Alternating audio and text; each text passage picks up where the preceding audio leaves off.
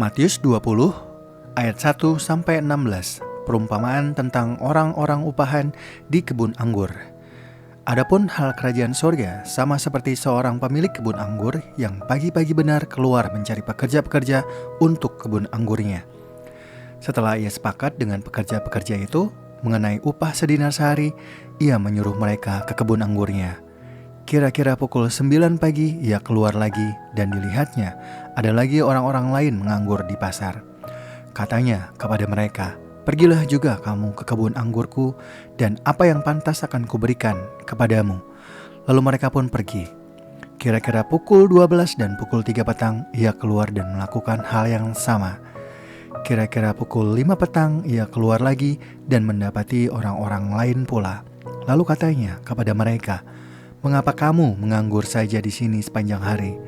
Kata mereka kepadanya, "Karena tidak ada orang yang mengupah kami." Katanya kepada mereka, "Pergi jugalah kamu ke kebun anggurku."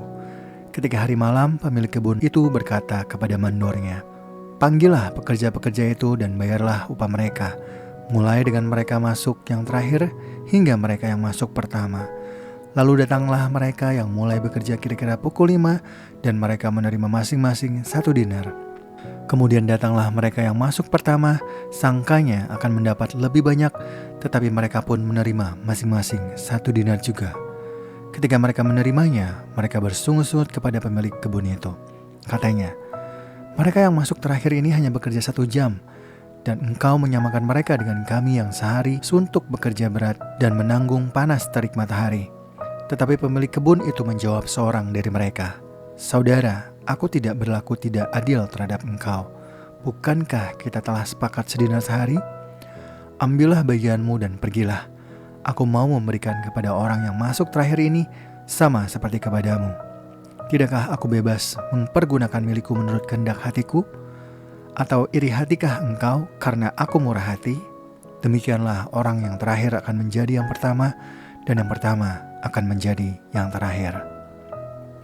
Matius 20 ayat 17-19, pemberitahuan ketiga tentang penderitaan Yesus.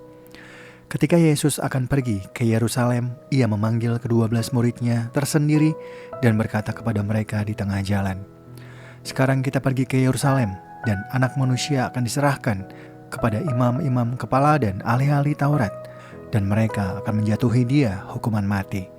Mereka akan menyerahkan dia kepada bangsa-bangsa lain, supaya ia diolok-olokkan, dicambuk, dan disalib, tetapi pada hari ketiga, ia akan dibangkitkan." Matius 20 ayat 20-28, permintaan ibu Yakobus dan Yohanes bukan memerintah, melainkan melayani. Kemudian datanglah ibu anak-anak Zebedeus serta anak-anaknya itu kepada Yesus, lalu sujud di hadapannya untuk meminta sesuatu kepadanya. Kata Yesus, "Apa yang kau kehendaki?" Jawabnya, "Berilah perintah supaya kedua anakku ini boleh duduk kelak di dalam kerajaanmu, yang seorang di sebelah kananmu dan yang seorang lagi di sebelah kirimu." Tetapi Yesus menjawab, katanya, "Kamu tidak tahu apa yang kamu minta. Dapatkah kamu meminum cawan yang harus kuminum?" Kata mereka kepadanya, "Kami dapat."